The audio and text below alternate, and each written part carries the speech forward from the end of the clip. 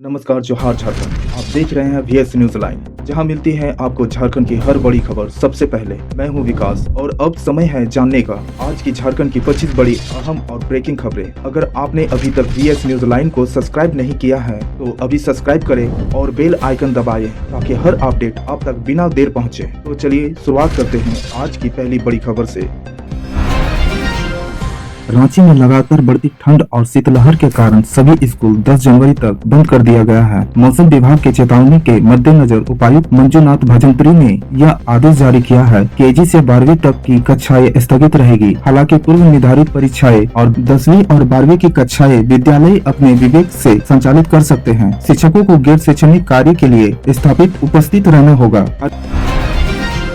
झारखंड के youth icon Aryan गर्गर 9 से 12 जनवरी 2026 को भारत मंडपम नई दिल्ली में प्रधानमंत्री नरेंद्र मोदी से संवाद करेंगे। यह राष्ट्रीय युवा महोत्सव 2026 का हिस्सा है, जहां वे विकसित भारत 2047 और युवाओं की भूमिका जैसे विषयों पर चर्चा करेंगे। चेतना वेलफेयर ट्रस्ट के माध्यम से शिक्षा और पर्यावरण में सक्रिय आर्यन झारखंड के युवाओं के मुद्दों को राष्ट्रीय मंच पर उठाएंगे, जो राज्य के लिए गौरव का क्षण है।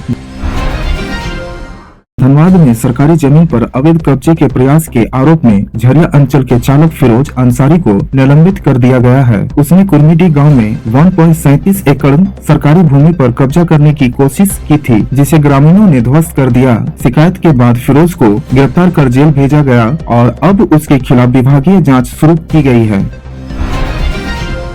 झारखंड शराब घोटाला एसीबी ने कारोबारी नवीन कोडिया को गोवा से गिरफ्तार किया। झारखंड शराब घोटाला मामले में एसीबी ने छत्तीसगढ़ के शराब कारोबारी नवीन कोडिया को गोवा से गिरफ्तार किया है। उसे ट्रांजिट रिमांड पर रांची लाकर पूछताछ की जाएगी। कोडिया पर मई 2022 की उत्पाद नीति के दौरान कमीशन लेकर झारखंड में काम दिलाने का आरोप है। यह 13 अक्टूबर 2025 के बाद इस मामले में एसीबी की छठी गिरफ्तारी है।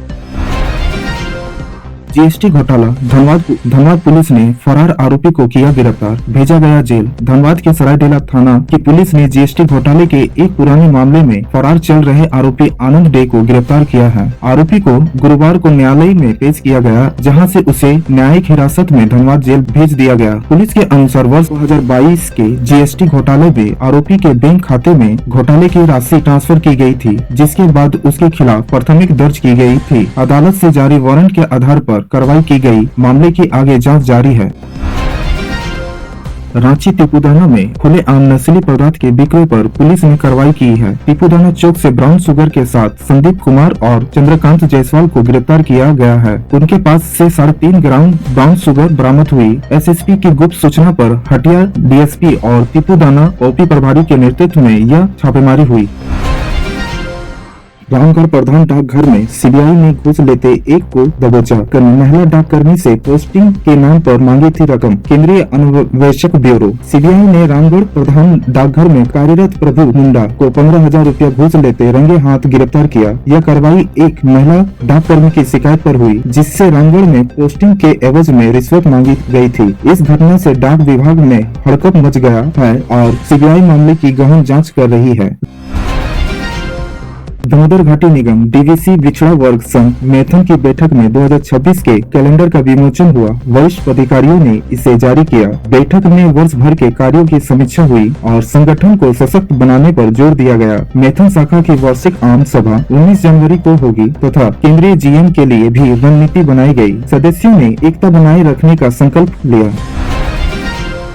झारखंड पुलिस मुख्यालय ने राज्य के विभिन्न जिलों में थानों में मुंशी के पद पर तैनात महिला आरक्षियों की प्रतिनियुक्ति रद्द कर दी है। यह फैसला नियमों के उल्लंघन और विभागीय आपत्तियों के बाद लिया गया। DGP के निर्देशक पर जारी नए आदेश में स्पष्ट किया गया है कि आगे से सभी पोस्टिंग नियमों और विभागीय सहमति के अनुसार ही की जाएगी। आदिवासी नेता सोमा मुंडा की हत्या के विरोध में हुट्टी बंद का व्यापक असर रहा। आदिवासी संगठनों ने सड़क जाम कर प्रदर्शन किया, जिसे चेंबर ऑफ कॉमर्स का समर्थन मिला। पुलिस ने जांच टीम गठित कर छापेमारी शुरू कर दी है, जबकि जनप्रतिनिधियों ने अपराधियों की जल्द गिरफ्तारी की मांग की है।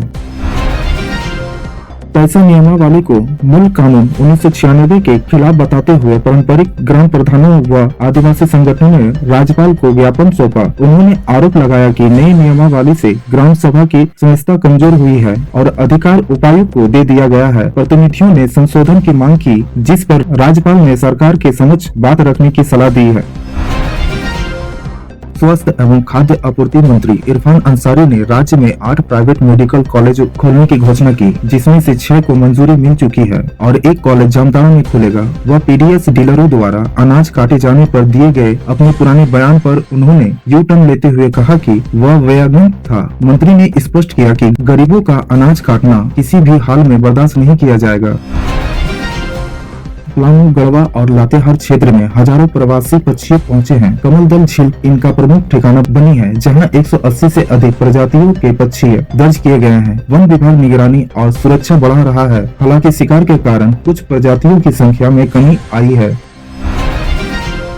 धनबाद में CSIR और CMFR ने छात्रों के कौशल विकास और पर्यावरण संरक्षण के लिए नई पहल शुरू की। BBMKU के 35 छात्रों को जल, मिट्टी, जैव विविधता और माइनिंग के पर्यावरणीय प्रभाव पर प्रायोगिक प्रशिक्षण दी जा रही है, जिससे वे रोजगार मुक्त बने और समाज में जागरूकता फैला सके।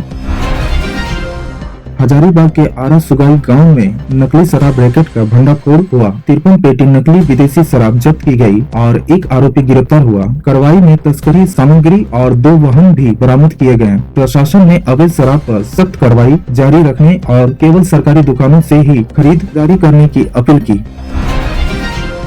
कांग्रेस विधायक कुमार जय मंडल ने PVNL के महाप्रबंधक अनिल कुमार शर्मा पर भ्रष्टाचार, नियुक्ति प्रक्रिया का उल्लंघन और प्रशासनिक शक्तियों के दुरुपयोग के आरोप लगाते हुए मुख्यमंत्री से कार्रवाई की मांग की है।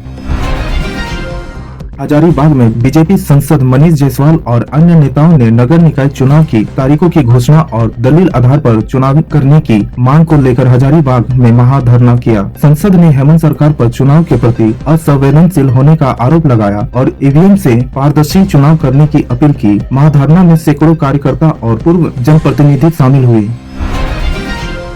पाकुड़ के न्यायालय परिसर से फरार हुए हत्यारोपियों नरेंद्र और शिवधन मोहली को नगर थाना पुलिस ने महेशपुर थाना क्षेत्र के खरियोपाड़ा गांव से गिरफ्तार कर न्यायिक हिरासत में भेज दिया। पुलिस ने फरार होने के मामले में कोर्ट हाजत प्रभारी को निलंबित कर दिया है और संबंधित FIR दर्ज कर जल्द चार्जशीट सौंपने की प्रक्रिया शुरू कर दी है। कोडरमा झारखंड टीम के सैयद मुकसद अली T20 ट्रॉफी कोडरमा पहुंची, जहां जिमखाना क्लब में स्वागत कार्यक्रम आयोजित किया गया। बड़ी संख्या में खिलाड़ी और खेल प्रेमियों ने ट्रॉफी के साथ सेल्फी लेकर गौरव का अनुभव किया। जिला क्रिकेट एसोसिएशन और प्रशासन के कार्यक्रम में हिस्सा लिया। ट्रॉफी के राज्य भर में भ्रमण का उद्देश्य खिलाड़ियों का मनोबल बढ़ाना और क्रिकेट के प्रति रुचि बढ़ाना है। धनबाद डुमरी विधायक जयराम महतो ने सांसद डुल्लू महतो पर 40,000 करोड़ रुपया की अंकुश संपत्ति अर्जित करने का आरोप लगाते हुए जांच की मांग की। उन्होंने राम मंदिर निर्माण पर भी सवाल उठाया और कहा कि संसद अपने कारनामों को छुपाने के लिए धर्म का सहारा ले रहे हैं। जयराम महतो ने नगर निकाय चुनाव दलील आधार पर कराने और पैसा कानून की समीक्षा की आवश्यकता पर भी बात की।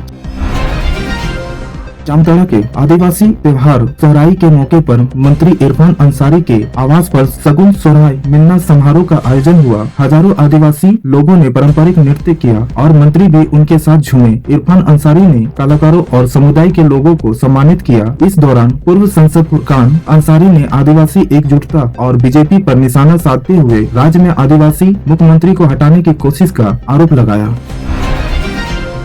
पलामू लड़की से दुष्कर्म कर फरार आरोपी विजय धरुआ को पुलिस ने ओडिशा के बलांगीर से गिरफ्तार कर न्यायिक हिरासत में भेज दिया। आरोपी ने पीड़िता को प्रेम जाल में फंसाकर अपहरण किया और दुष्कर्म का वीडियो सोशल मीडिया पर वायरल किया। आरोपी पहले तेलंगाना में भी छिपा हुआ था। मामले की जांच SIT कर रही है। राज्य निर्वाचन आयोग फरवरी से मार्च में झारखंड नगर निकाय चुनाव कराने की तैयारी में है, जिसकी घोषणा इसी माह संभव है। आयुक्त अलका तिवारी ने उपायुक्त और पुलिस अधीक्षकों को शांतिपूर्वक व स्वच्छ मतदाता सुनिश्चित करने के निर्देश दिए। इसमें कर्मियों का डाटाबेस प्रशिक्षण, सुरक्षा व्यवस्था, आकलन और संवेदनशील बूथों की पहचान शामिल है। कुछ जिलों की रिपोर्ट न मिलने पर नाराजगी भी जताई गई। झारखंड में मानव हाथी संघर्ष जनवरी 2026 में चरम पर है, जहां 8 दिनों में 21 लोगों की मौत हो चुकी है। पश्चिमी सिंहभूम और हजारीबाग में हाथियों के हमले से ग्रामीण दहशत में है। कई परिवारों ने अपने सदस्य खो दिए। वन विभाग ड्रोन निगरानी और विशेषज्ञ टीमों के साथ बचाव कार्य में जुटा है, लेकिन घने जंगल और अन्य चुनौतियां बाधा बन रही है। ग्रामीण स्थायी समाधान की मांग कर रही है। झारखंड में इनामी नक्सलियों की संख्या घटकर 56। झारखंड में 2026 के लिए पुलिस का इनामी नक्सली टारगेट अब सिर्फ 56 है। इनमें 1 करोड़ से 1 लाख रुपया तक के इनामी शामिल है। 3 नक्सलियों पर 1-1 करोड़ का इनाम है। संख्या घटने के कारण 2025 में 32 नक्सली मुठभेड़ों में मारे गए, 300 गिरफ्तार और 40 आत्मसमर्पण। 2026 रणनीति, जंगलों में अभियान और साई ऑफ, नक्सल प्रभावित इलाकों में पोस्टर, सूचना देने वालों को इनाम, पहचान पूरी तरह गोपनीय। पुलिस की कोशिश है कि 2025 की सफलता को 2026 में भी दोहराया जाए।